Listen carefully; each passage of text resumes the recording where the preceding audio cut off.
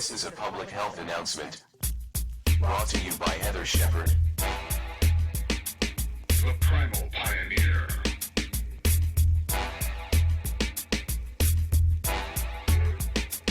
Live an outdoor life. This is the Primal Pioneer podcast, a show dedicated to helping you achieve optimal health by making radical lifestyle, dietary, and environmental shifts to support forward movement with your health. I'm your host, Heather Shepard, medical health practitioner, gut health specialist, and homeopathic doctor in training.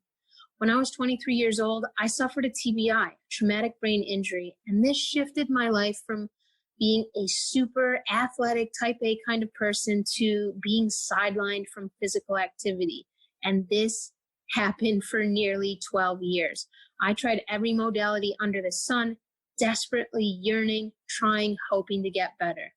It wasn't until I stepped outside of the conventional medical model and even much of the alternative medical model that I saw real lasting progress with my health. After 12 grueling years of searching for my cure, I finally achieved my version of optimal health by deep diving into the areas of the body, particularly the mitochondria and emotional energetics that most notably affect and impact our health. Today, I help thousands of people overcome both acute and chronic ailments using my nature and science-based radical approach to health, which targets the most important yet most overlooked aspects of health and wellness. During this episode of the Primal Pioneer, I talk about some super important topics related to gut health that are often misunderstood. Candida overgrowth and kombucha in particular will be topics that I covered during this episode. I'll also talk about how drinking too much kombucha fuels candida overgrowth. I talk about healthy ways to drink kombucha, what to consider before drinking this gut health promoted beverage. I talk about gut health and the gut microbiome. I talk about specific strains of bacteria in the gut microbiome and how they can fuel our health and how they can compromise our health. I discuss probiotics. Are they a good idea? Are they a bad idea? What about fermented foods? We get into that. I talk about how acute illnesses and Epstein-Barr and prescription drugs can set the stage for candida overgrowth. And of course, you know, I cannot talk about gut health without mentioning the vital role of sunlight when it comes to the integrity of the gut microbiome. So if you're ready to get your mind blown when it comes to learning more about the gut microbiome, kombucha, and candida overgrowth, then let's dive in.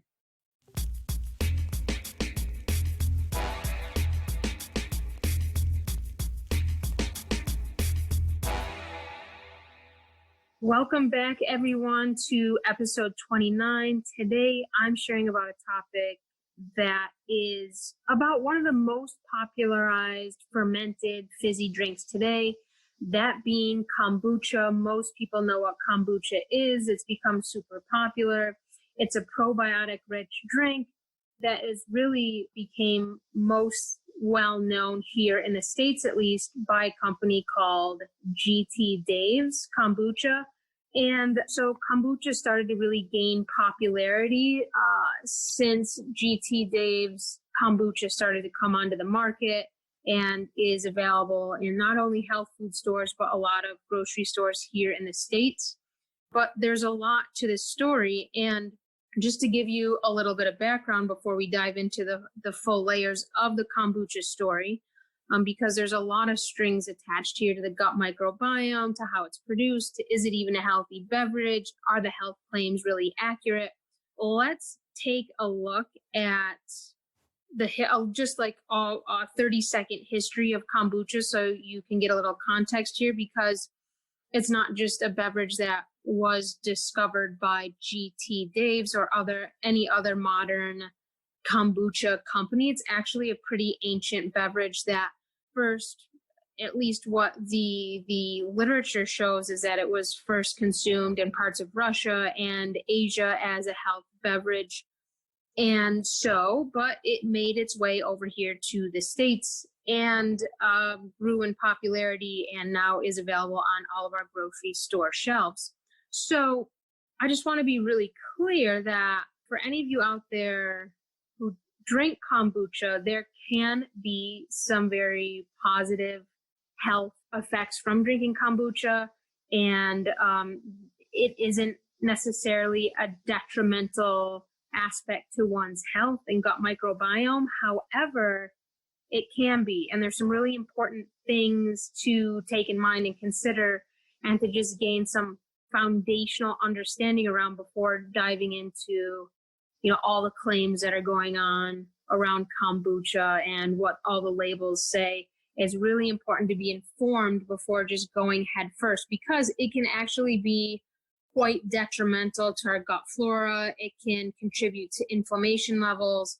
And one of the big things is that it feeds Candida overgrowth. So why is this occurring? I'm going to get into this, but one main reason, unlike the ancient practice of kombucha drinking, where they brewed a homemade fermented beverage and they consumed it in great moderation. Okay, we go into the store and we buy these big bottles of kombucha, and we're drinking a bottle, 2 bottles. Literally, some people who contact me struggling with Candida overgrowth or yeast overgrowth, they're like, well, I've increased my kombucha consumption because they want to get beneficial microbes into their gut. And they think this is the answer to overcoming things like Candida overgrowth. And it's so well intentioned. We're just misinformed and misled when it comes to how to really improve the health of our gut microbiome. And we particularly do not want to be drinking kombucha if we struggle with yeast or Candida overgrowth. And I'll get into some of those symptoms throughout the episode. But literally, we're drinking way too much of this in general. And whereas the ancients who brewed their own kombucha literally would drink like a shot glass or 2 a day.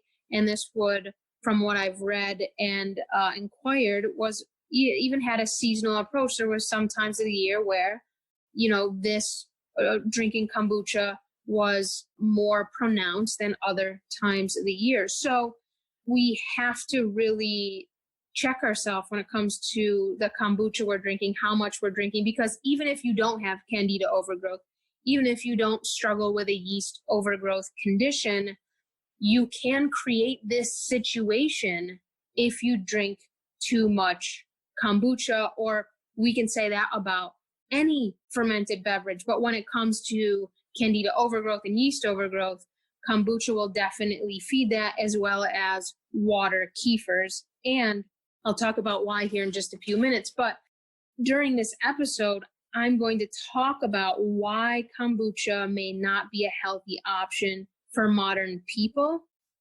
how and why it contributes to Candida overgrowth and a compromised gut microbiome, and how your past health and prescription use history largely influences how your body and gut microbiome responds to fermented foods like kombucha. So basically, I just want to dissolve any myths right here up front that just because you're eating something that's promoted as a health food or that contains beneficial bacteria doesn't actually mean that it's going to act beneficially in your body. So let's dive into this topic so you can start supporting your gut health and overall health in holistic and effective ways, right? That is the whole goal with these episodes I share with you all, for you to become more empowered and informed around your health and food and diet and sunlight choices. So to start with, let's explore how and why kombucha may be disrupting the health of your gut microbiome as well as your overall health. Now, to do so, we need to take a look at how kombucha is made. And this is really simple. There's not a lot to it. It's made by using a SCOBY. A SCOBY is also commonly referred to as a mushroom. And this is a culture starter, right? You need a culture starter. You need this start that's filled with, it's teeming with all these different microbes, right? And this ignites the fermentation process. It's what allows the fermentation to occur in your kombucha probiotic drink, right? Now, to make kombucha, all you need is literally the SCOBY or the mushroom. You need sugar, tea, and water. Now, the SCOBY, in order to turn your kombucha into a fermented drink, it feeds off of the sugar, turning it into bacteria. So don't think that you're going to be drinking a whole load of sugar when you're drinking your kombucha, because those who actually brew it correctly and mindfully, they will brew it long enough where the sugar is mostly fermented out, so you're not left with this huge dose of sugar. A lot of kombuchas that I look at, and I used to drink a lot of kombucha. I was a kombucha addict several years ago, and it wasn't a good thing. I really struggled with that. My gut health struggled, and I was more inflamed. I would get these weird rashes on my elbows and knees.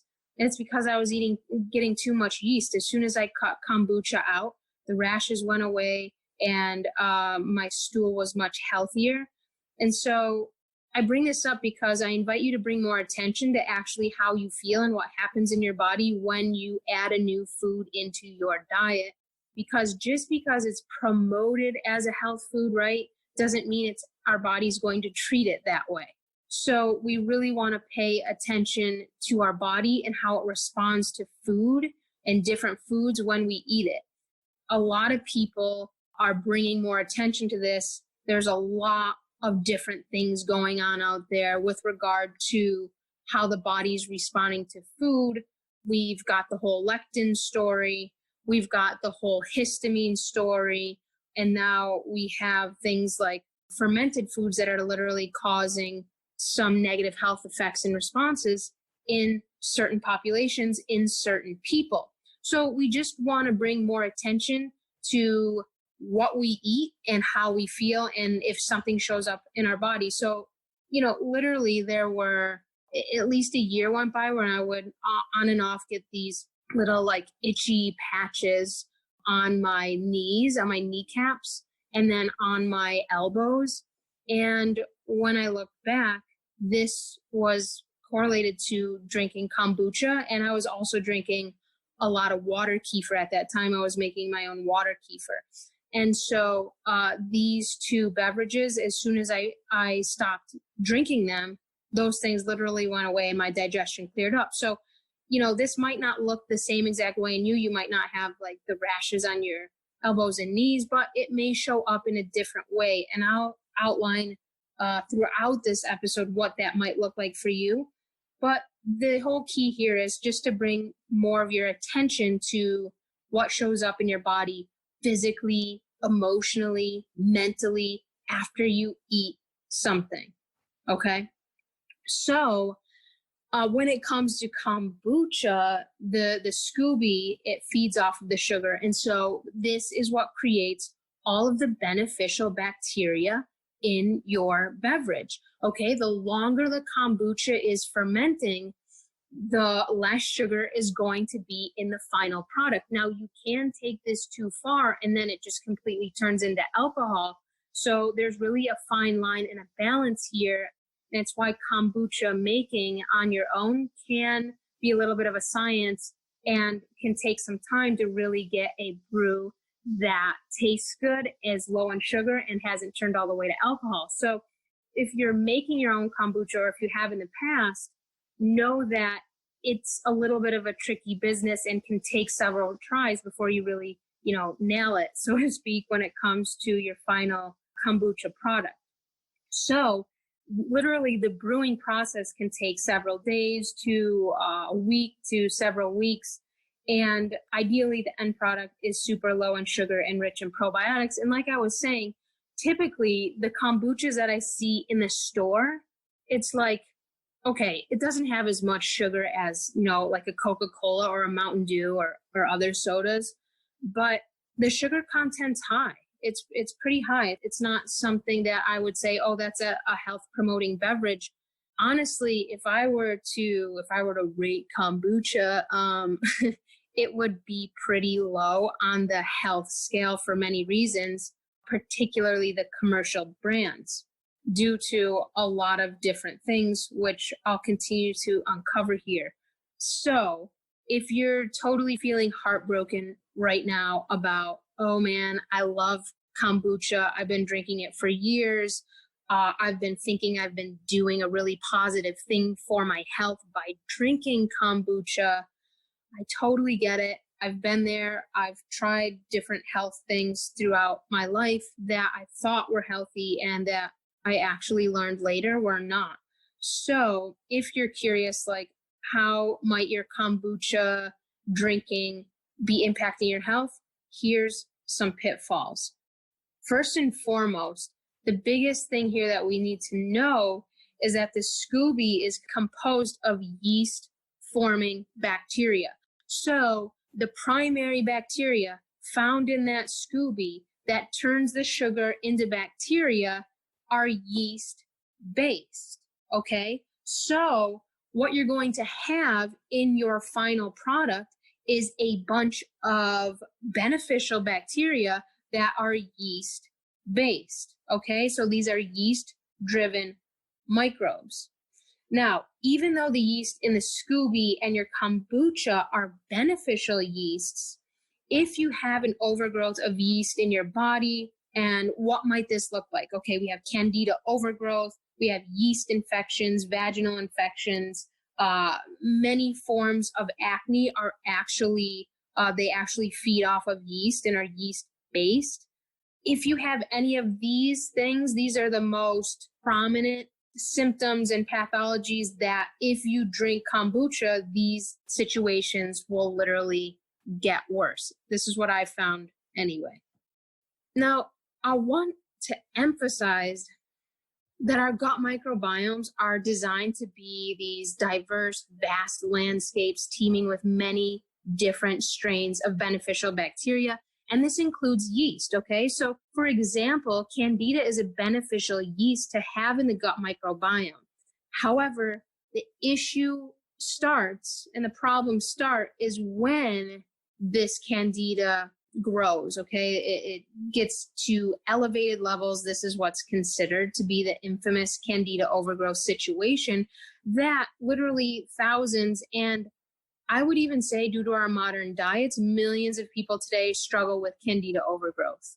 And most people don't even know it. They don't recognize that their symptoms and what they're experiencing can all be traced back to, or largely traced back to, Candida overgrowth.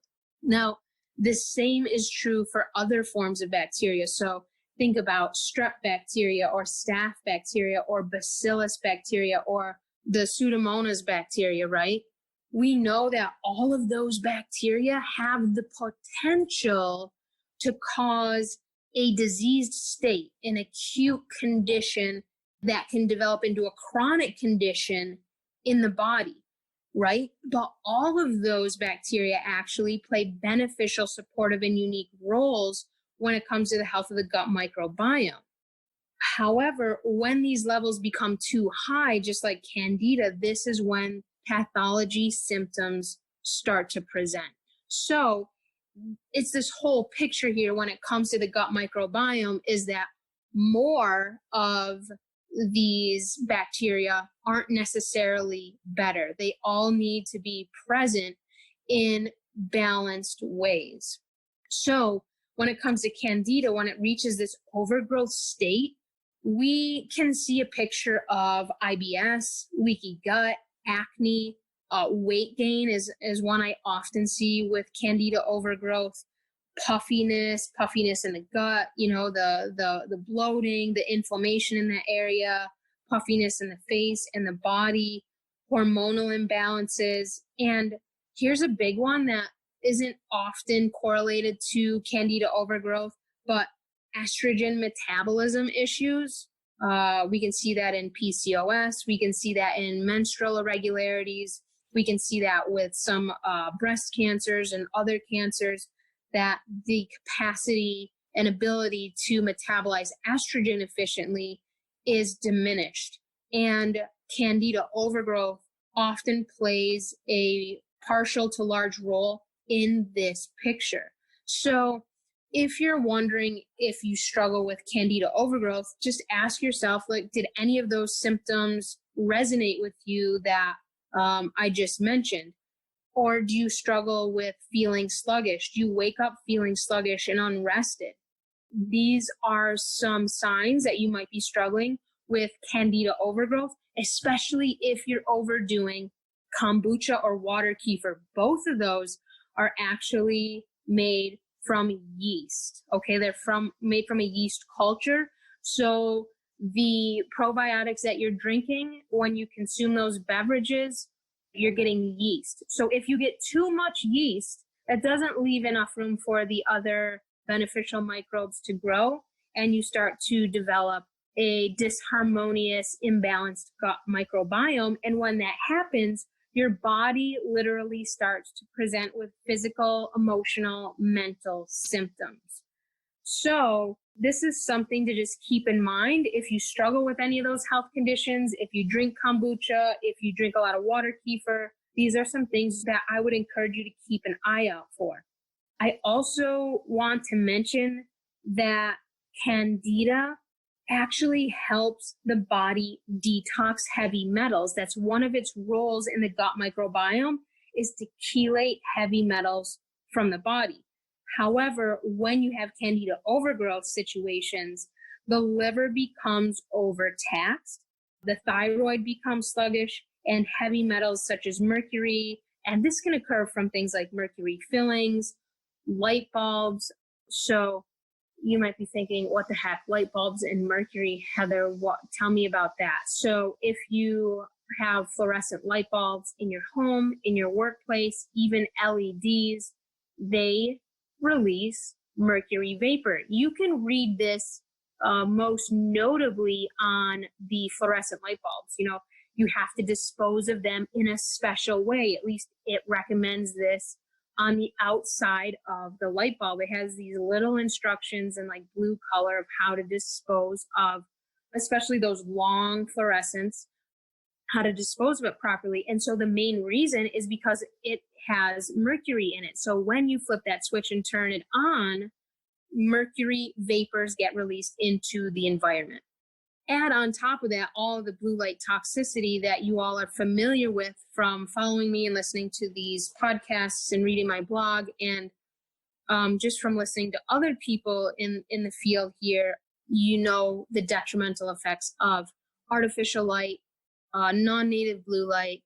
Now we need to add to that whole topic this situation around mercury vapor that's released into the environment when we use these type of lights. So even if you don't have mercury fillings, if you work or live in an environment that's artificially lit, you can build a mercury toxicity into your body.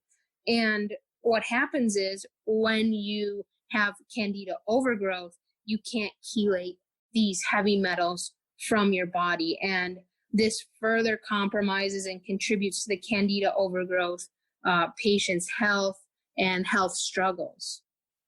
I know some of this information might be a little bit new. Maybe it's a little bit overwhelming for some of you who have been following, the mainstream approach to gut health, which I followed for a long time and didn't really make awesome progress with myself or my clients until I started to add in things like sunlight, which I'll talk about why and how that's important here in just a few minutes to the gut microbiome.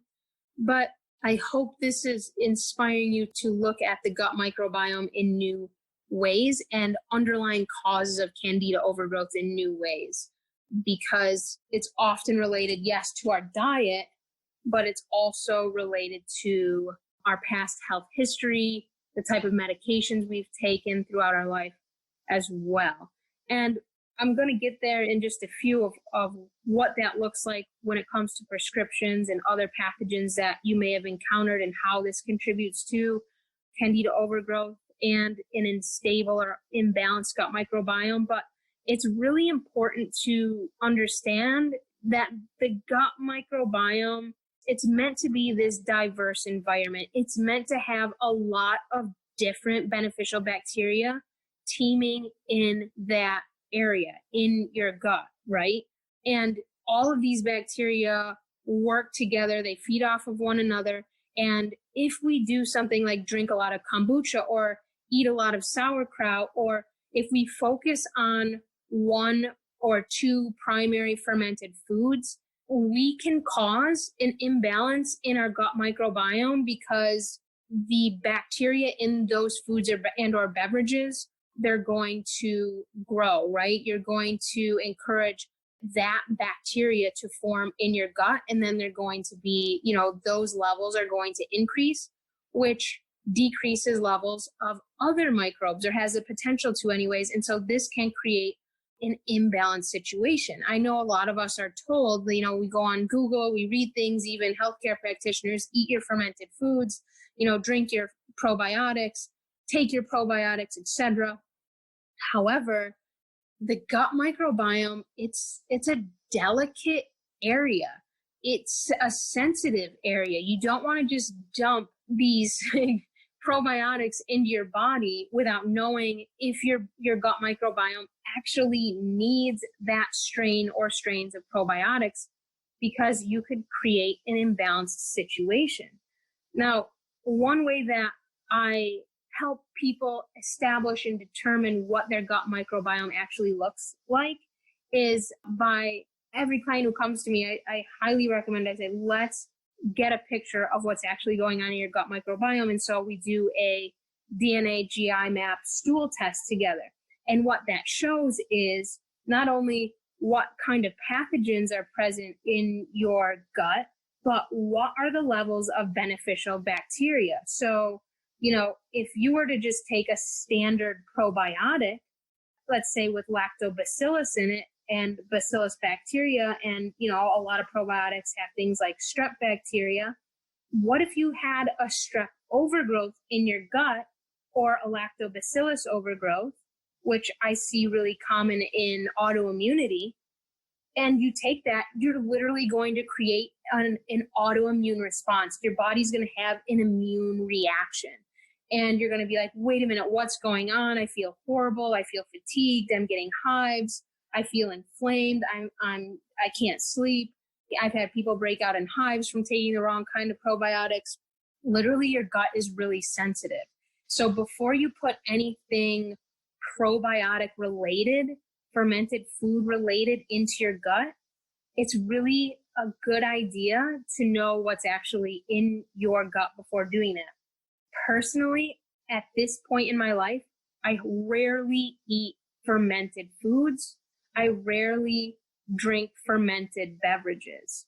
And this is because the gut microbiome is changing so frequently, right? If your gut microbiome is healthy, then those enterocytes, your gut cells, are going to be turning over every 24 to 48 hours. And so then you'll have a new batch come through, right? And so that's a pretty quick turnover. It's a healthy turnover. We need that turnover in order to, have healthy bowel movements and keep our immune system functioning healthy, right? Because 80% of the immune system is located in the gut. At least that's what the science is pointing to at this time. One day you might need a little bit more of that Candida bacteria, but then 24 to 48 hours, when you have that turnover, maybe you are exposed to more fungus in your diet, okay, or more yeasts in your diet. These are contained in many foods, and then you don't need as much, but you continue to drink kombucha or water kefir, and then you start to get this overgrowth situation. And so the more overgrowth situation we get, the less that turnover rate of 24 to 48 hours occurs in the gut. So literally the turnover rate can slow down. It can become diminished. It can become too fast. You have diarrhea all the time, right? That's way too high of a turnover rate in the gut microbiome. So the gut is sensitive. And I personally don't focus on fermented foods or probiotic rich foods for this reason, because the gut is so sensitive and it changes, or it's supposed to change depending on the season. So your gut microbiome should look differently in winter than it looks, say, in summertime, because the light environment is different, and the foods you eat when you're eating the metabolic resets and seasonal diet, your gut microbiome is going to be different depending on the time of year. So the gut microbiome is really complex. There's a lot to it. There's a lot to maintaining the health of the gut microbiome. And so we tend to try to simplify it and reduce it to probiotic pills and foods. And while, some of those things can be helpful depending on an individual's situation for a short term, these aren't approaches to improving the health of the gut that I recommend or suggest. We just want to keep in mind that the gut microbiome, it's a competitive environment. There's only so much room and space in the gut for the bacteria to take up residence. So, as I just mentioned, if you have an overgrowth of Candida or other bacteria, that leaves less room for other beneficial microbes to come in and take up residence, creating this symbiotic, healthy soil, right, in your gut. By doing so, like let's say you drink a lot of kombucha or you drink a lot of beer, which has a lot of yeast in it, right? Or you eat a lot of bread, which has a lot of yeast in it. Okay, so this is going to throw the entire gut microbiome out of whack because you're getting too much of one fungi or bacteria than others. And this is going to throw the whole balance out of whack. And when you do this, you are more susceptible to all of those things that I mentioned with your hormones, with your energy levels, with your sleep patterns, with your immune response, and with your susceptibility to both acute and chronic diseases. So each gut microorganism plays a specific role in your health.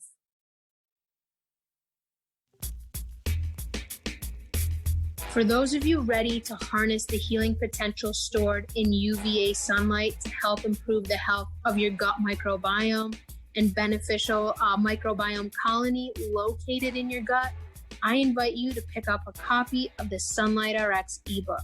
The Sunlight RX teaches you in 4 simple steps how to improve vitamin D levels, melatonin, dopamine, serotonin levels.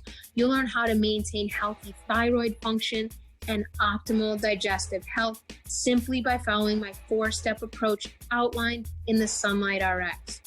More and more firsthand research continues to come forward, pointing the finger at sunlight exposure, not probiotic supplements, as the driving force behind the health of our gut. To get a copy and start practicing your Sunlight RX as soon as the next sunrise, head over to my site, heathershepard.com, scroll down the homepage, and you'll see where you can purchase the Sunlight RX ebook. Now, let's head back to the episode. I want to give an example here because this is one of my favorite bacteria, and it's one that not a lot of people are familiar with. And I want to talk about it because in the last podcast, I talked about anxiety, and this particular organism that I'm going to talk about here is beneficial E. coli. And when it's out of balance, it can contribute to things like anxiety, depression, and fatigue. And so I want to give this example as a way to just kind of show you how each gut microorganism or type of bacteria plays a specific role in our health, right? We see that with Candida. One of them is to help chelate heavy metals from the body. Well, we also see, the thing is there's not a lot of examples of what this specifically looks like what certain microbes do beneficially, because it hasn't been studied all that much up until this point.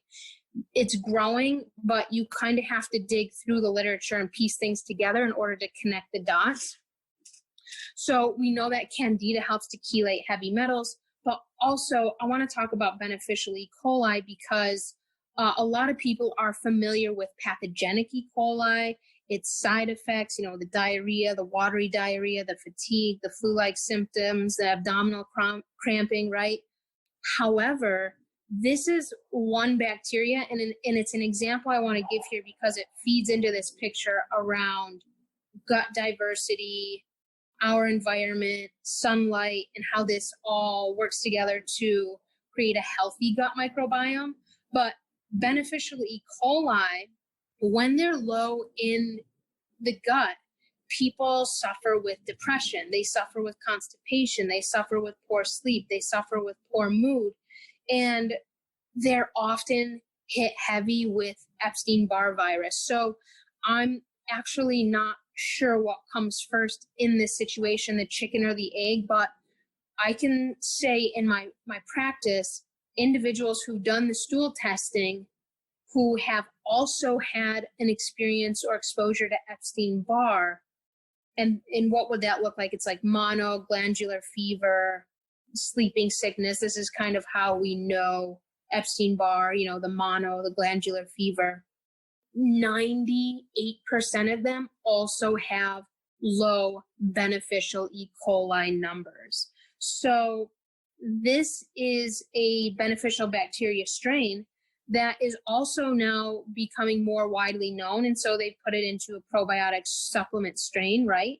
And so when a beneficial E. coli result comes up as low on the stool test, the answer is that most practitioners have is, just take this supplement. Just take this strain of beneficial E. coli. It doesn't work like that.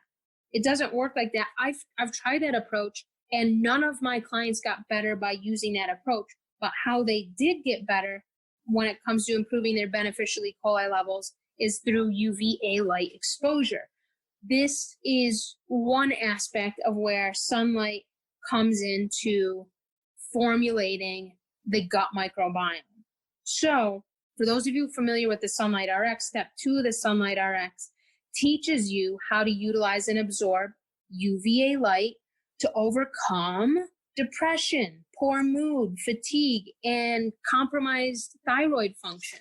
This step 2 of the Sunlight RX that I outline in full detail in the Sunlight RX ebook is designed to activate and improve beneficial E. coli numbers. When they're low, we often get those depression symptoms, poor mood, fatigue. And so the only way I've found to do this, to improve beneficial E. coli numbers effectively from a root place, is through harnessing the power of UVA light. UVA light activates beneficial E. coli numbers. It improves beneficial E. coli numbers. So this is a main way. We know how connected the gut-brain axis is and that communication, right? And how when our gut is off, our brain is off. Beneficial E. coli is a huge bacteria that helps, when it's balanced, helps to really regulate a healthy, functioning gut-brain axis. I've seen people with personality disorders in my practice, borderline schizophrenia. They are on heavy antidepressants. They do their stool test. Guess what? Beneficial E. coli, very low. Did it help when they took the beneficial E. coli probiotic? Nope, it didn't. And so, this situation needs a lot of sunlight to be rectified. So I'm tying in this sunlight piece. I know this episode's about Candida, it's about Kombucha, but it's also about the gut microbiome. You can't talk about the gut microbiome and just single out one area, like let's just focus on Candida, because that would be focusing on the part, and I'm all about focusing on the whole. We need to focus on the whole organism, the whole body, the whole unit, the whole system, in order to get a full, accurate picture of how to approach our health, right? And the health of our gut microbiome. And the picture we've been painted around our gut microbiome is eat fermented foods, take probiotics. That's a very reductionistic approach to the gut microbiome. We need to expand our understanding of what actually makes the gut microbiome tick. This is a very clear example with beneficial E. coli, that it doesn't matter if you take a probiotic supplement rich in that strain. If you're not getting that UVA light to stimulate that beneficial E. coli bacteria to literally grow that bacteria to healthy levels, then you're not going to effectively be able to improve that bacteria. So many people at this time, at least, they're not familiar, they don't understand, they can't comprehend that the gut microbiome and all the beneficial bacteria strains in the gut microbiome. Okay, not just E. coli, but literally all strains are influenced, they're regulated, they're activated or inactivated by the amount of sunlight you receive. This is something I've started to write a little bit about on my ancestral digestion website. I have just a site dedicated to digestive health at this time. You know, you can head over there and read more about stool testing. You can read the blog that shares a lot about Candida and Kombucha, the link to sunlight and the gut, the link to sunlight and the immune system and the immune system of the gut. So we're just getting started with this topic. We're just starting to learn how light impacts the gut microbiome. And there's been one researcher in particular who has literally jump-started this whole breakthrough around the gut microbiome, and hopefully many scientists will follow suit and start to study the gut microbiome and how its exposure to sunlight or artificial light really determines its health and its function. You know, because we know that just being exposed to artificial light, you're going to have an oversimplified gut microbiome. Oversimplified meaning it's not going to be diverse at all, which will compromise your immune system and will set the stage for things like obesity and cancer and type 2 diabetes. I've had gamers come into my practice. These people are up late at night. They're on their devices. They're playing games all night long. Their gut microbiome, it's some of the worst gut microbiomes I've ever seen. And some of these people actually eat a relatively healthy diet.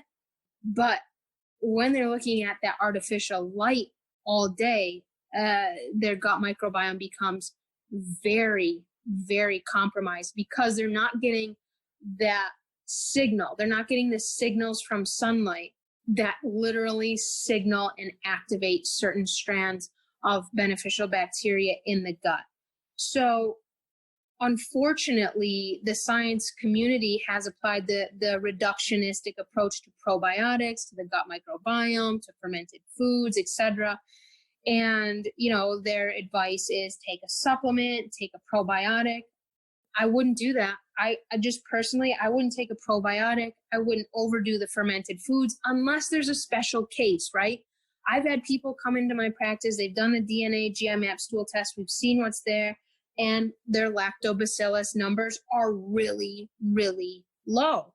And they're not going to the bathroom regularly. They're more constipated. And so what do? For a short period of time, we work to increase their lactobacillus strains with certain foods, possibly a supplement. We combine that with the Sunlight RX, okay? And we do the foods aspect for a short period of time until they achieve their desired levels. And then it's all about maintenance, which you can do with the Sunlight RX and the metabolic reset seasonal diet. So we need to step outside of our boxes when it comes to the gut microbiome, because there's just no way a probiotic supplement or focusing on certain probiotic-rich foods is going to help you achieve all your gut microbiome needs. It's not possible simply because that's not their medicine. It's not their food. It's not what they need to grow, right? It's like feeding a dog Purina puppy chow. It's like, yeah, they will stay alive for a little while, but they're not going to be very healthy. So probiotics, literally, they can cost a lot of money too. And I'm not saying this to bring a downer on your probiotic supplementation or your fermented food endeavors. By all means, explore this for yourself. Use that approach of how your body feels, how you're feeling physically, mentally, emotionally when you're eating these foods. Take them out, be your own experiment. That's how you're going to learn. That's how you're going to learn best. I'm just sharing what I've learned is that those things don't get to the root of microbiome imbalances. They can cause more imbalances and more harm than good. Okay, so to finish off the episode today, let's dive back into the Candida and Kombucha topic, because it's such a popular topic. It's such a popular drink. If you know anyone out there who has a kombucha addiction. I know I once did, because I thought, hey, this tastes good. It was loaded with sugar. And I'm getting something, giving myself probiotics, which were all yeast, which were feeding yeast in my gut. If you know somebody out there like that, I would encourage you to share this episode with them, because so many people are being misled and misinformed when it comes to probiotics, gut health, as well as, kombucha, and is it really healthy or not. So kombucha, it's made from yeast cultures. It's a type of yeast. So when you get too much yeast in your body, okay, let's say from your kombucha addiction, even if you drink one kombucha a day, that's too much, right? The ancients drank 1 to 2 shots a day, and this depended on the season, okay? So if you're drinking too much kombucha, water kefir, beer, if you're eating too much bread, drinking too much wine, drinking too many ciders, here's a good one, because this is a question I get asked so often, is about apple cider vinegar. Should I take a shot or 2 of apple cider vinegar a day? Everything on Google, articles, the back of apple cider vinegar bottles are like, this is amazing. It helps your body become more alkaline, etc. I'm not a fan of apple cider vinegar shots every day. If you're low in yeast cultures, which our world tends not to be low in them because of our poor diets and our modernized diets, then maybe you can use it for a short time in moderation. But I'm not a big fan of that, because we tend to have too much yeast. We tend to be exposed to too much yeast, okay? And so this can further fuel that issue. Also, the same thing is true with vinegars. So these are all yeast-based foods. If your diet has a lot of those foods in it, you can bet that your gut microbiome has too much yeast in it. And so I would invite you to go back and just take a listen to, hey, what the symptoms that Heather correlated to Candida overgrowth or yeast overgrowth, do I have those? Do I have the endocrine imbalances? Do I struggle with fatigue? Do I wake up feeling unrefreshed? Do I struggle with my hormones? Do I struggle with estrogen metabolism? Do I struggle with obesity and losing weight? I would encourage you to just take a look at your diet and your light environment, okay? So if you have an overgrowth of Candida in your body, what happens is your liver gets overtaxed and your detox pathways suffer. So heavy metals can build up, and estrogen metabolism becomes compromised, and the gut microbiome becomes compromised as well. So in addition to eating too many yeast-based foods, prescriptions, acne creams, things like, what's that really toxic acne medicine? I think it's Accutane, and mercury fillings, the mercury vapor from the artificial lights. These all can contribute to increased susceptibility to develop a Candida overgrowth situation, and just an imbalanced gut microbiome in general, which is going to set the stage for just not feeling well. And the symptoms you experience are going to be unique to you and the gut microbiome and the bacteria and or the pathogens that are in your own gut. I'm going to bring up one last bacteria here, because it's one that so many people struggle with, we're exposed to in our modern culture, which is Streptococcus bacteria. Okay, so you have been exposed to strep, likely all of us have, just from this bacteria is really prevalent in our environment. It's in, many of our fermented foods, especially commercial yogurts tend to contain a lot of strep bacteria. If you've had strep throat, ear infections, which often contain strep bacteria, this is also a bacteria that's heavily influenced in its behavior by UV light. So usually people who are more susceptible to strep throat, ear infections, these individuals also tend to have a UV light deficiency, just like the beneficial E. coli. Now, people struggling with a strep overgrowth, this is one of the gnarliest bacteria I've ever seen. A lot of people are like, oh, Candida overgrowth is horrible. And I'm not saying it's like, you want to sign up for that or that it's awesome. Like, absolutely not. I've seen strep bacteria to be one of the most gnarly bacteria to have in the body. Our approach is when we have a strep infection is to take an antibiotic, right? And so what happens is our symptoms go away, but that strep bacteria doesn't. It gets pushed down into deeper layers of the body. And it often, one of the places it goes to is the colon. This really disturbs the gut microbiome. I've seen people with elevated strep levels, with colon cancer, with estrogen metabolism issues, with poor sleep. They struggle with poor sleep. They struggle with poor energy levels. They struggle with constipation. Removing this bacteria is so key when it comes to improving the health of the gut microbiome. But also, I've seen people who struggle with strep also be more susceptible to Candida overgrowth situations as well. A really proactive, effective way to help remove strep from the body. One, yes, I found homeopathics to be wonderful at this, but also the Sunlight RX. So simply by following the Sunlight RX, if you have an overgrowth of any type of pathogen in your gut, then I highly, highly recommend engaging in the Sunlight RX, getting your practice down, and getting your gut in the sun. Your gut has to be in the sun. Your eyes have to be exposed to the light without contacts, without sunglasses, without glasses, because think about that gut-brain axis, right? The light enters your eye.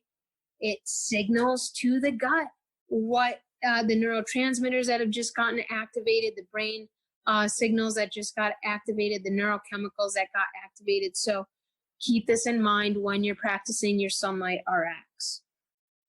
The bottom line when it comes to kombucha, okay?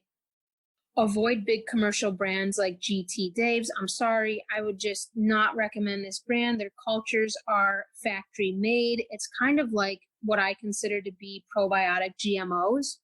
I'm not a fan.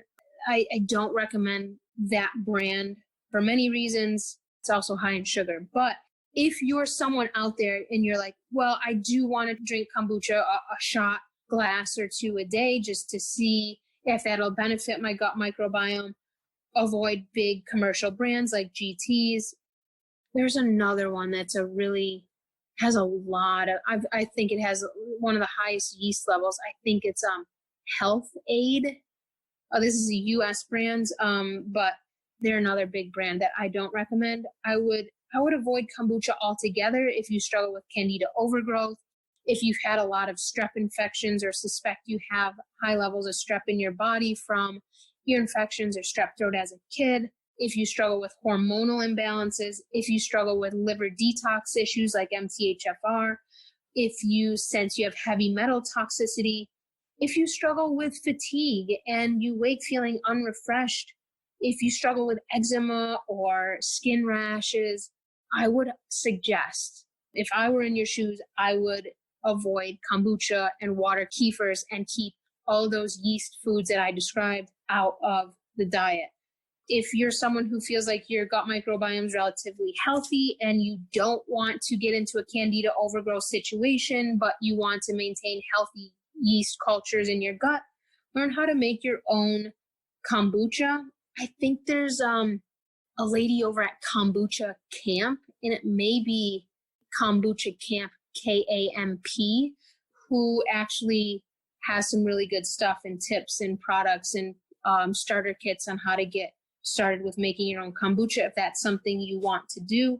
Again, for maintenance issues, if you don't struggle with Candida overgrowth or yeast issues or strep overgrowth, a shot glass size a few times a week to keep your beneficial yeast strains in healthy amounts, play with that. See how you feel with that. See how your body feels with that. Keep yeast sources low in your diet. Water kefir, if you struggle with yeast, avoid that because that's also made from yeast. When it comes to Candida overgrowth, if you've just listened to this episode and you're like, I some of those symptoms and side health effects that Heather described today in this episode, I wonder if I actually do have Candida overgrowth. I want to mention that I found that standard tests for SIBO for Candida overgrowth, they're not good. They're not accurate at all. The breath test, the saliva test, it's so inaccurate. I wouldn't recommend that because these results can be inaccurate and misleading. And because of the sensitivity and delicacy of the gut microbiome, somebody can get those results and then it will send them down a path that they think is leading them somewhere. And oftentimes it can be pretty misleading. So if you want an accurate test, the most accurate test is number one, to go with your symptoms and how you feel. So if you feel like you struggle with fatigue, hormonal imbalance, all those things I mentioned in this episode, simply take those yeast-rich foods out of your diet, kombucha, water kefir, the breads, the vinegars, right? Take them out of your diet and see how you feel, and take them out of your diet for, start with a month and give yourself a little yeast detox and see how you feel. And then number two is you could do a DNA GI map stool test.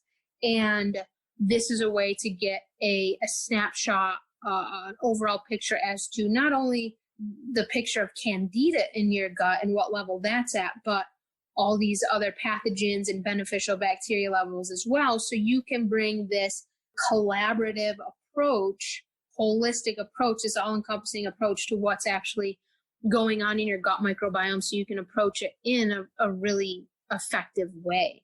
And if you're interested in doing that test, send me an email and I can set you up with that to get you the test if that's something you're inspired to do.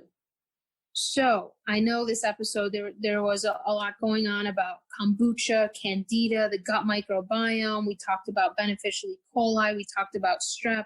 We talked about sunlight.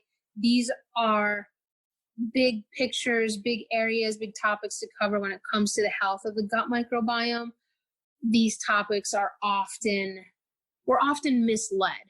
Our research, our understanding around the gut microbiome is very, very juvenile. It's very basic. It's outdated. It's antiquated. It's not super accurate. And hopefully this episode provided you with a much deeper understanding, an eye-opening approach to the gut microbiome and what it actually needs to thrive, which is metabolic reset diet, seasonal diet, sunlight. If you do those two things, if you nail your Sunlight RX practice and the metabolic reset diet, your gut microbiome will be teeming with healthy levels, balanced levels of beneficial bacteria. So here's to your new empowering knowledge around kombucha, the gut microbiome, and your health. I want to thank you all for tuning into the episode today and for your continued support around the podcast. This spring, I just teamed with an awesome podcast crew called Profitable Podcast, headed by Tara Counterman. She's a boss, she's legit, and is super amazing to work with. If any of you out there are searching for a reliable, trustworthy podcast team, this is it. I cannot encourage you enough to reach out to the Profitable Podcast team and to at least tune into her weekly podcast called The Podcast. She might be upset that I added that little shout out to her there, but literally this show could not go on, wouldn't be possible without the help of her and her team. So thank you guys so much. I hope all of you listeners enjoyed this episode about gut health, kombucha, and what truly makes the gut microbiome tick. I know when I stopped drinking kombucha and swapped my kombucha fix for the Sunlight RX and my metabolic reset diet, my gut health improved exponentially. For those of you who enjoyed this episode, I would love for you to post a 5-star review with your comments and support. This is such an amazing way to fuel and motivate my continued podcasting and sharing via this platform, and is a great way to help spread the word to others searching for deeper answers around their health. I thank you so much for that support. As always, you can follow me on Instagram at sunlight_RX, on Facebook, Heather Shepherd, and visit me on my site, heathershepherd.com. The site is in the middle of an upgrade. It's getting revamped. I'm super stoked about it. And during this revamp, I'm going to have my metabolic reset retreats courses and cookbook info located there for you all very soon. Keep up the awesome healing work, everyone, and see you next week. The Primal Pioneer podcast is not intended to diagnose, treat, or cure any disease in the Western medical sense or terms. It is to be used for educational and informational purposes only. The information shared on this podcast and all of Heather Shepard's work is not a form of diagnostic medicine, nor is it a medical treatment. Heather Shepard is a health educator, radical health practitioner, and a trained EMF specialist. And although she has a bachelor's in science and master's education in alternative medicine, she is not a medical doctor and does not give medical advice. Her work and sharing is to be used for informational and educational purposes only.